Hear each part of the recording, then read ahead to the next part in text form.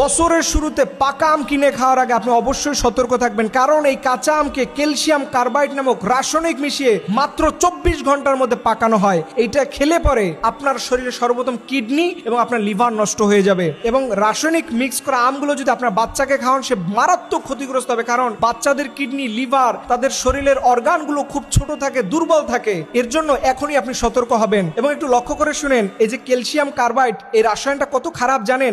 এখান থেকে একটা গ্যাস বের হয় যেটা নাম হচ্ছে অ্যাসিটিলন। এই অ্যাসিটিলন গ্যাস দিয়ে কি করে জানেন? লোহা কাটে। এই যে দেখছেন না, গ্যাসের সাহায্যে যে লোহা কাটা হয়, এই গ্যাসের সাথে যে এক্সটার্নাল একটা রাসায়নিক মিক্স করা হয়, সেটা নাম হচ্ছে অ্যাসিটিলন। এই অ্যাসিটিলন সেইটা পুরো আমের মধ্যে ছড়িয়ে পড়ে।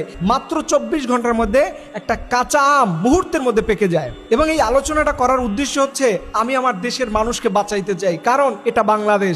এখানে এক শ্রেণীর অসাধু উপায়ী ব্যবসায়ীরা আছে, তারা এই ধরনের ক্যালসিয়াম কার্বাইড, অ্যাসিটিলন গ্যাস মিক্স করে তারা আম পাকিয়ে থাকে। এই আমগুলো আমাদের জন্য খুবই খারাপ। আল্লাহ তাআলা কোরআনে বলছে, ওয়ালা তুলকু বিআইদিকুম ইলা তাহলুকা, খবরদার তোমরা নিজেদের হাতে নিজেদেরকে শেষ করে দিও না, ধ্বংস করে দিও না।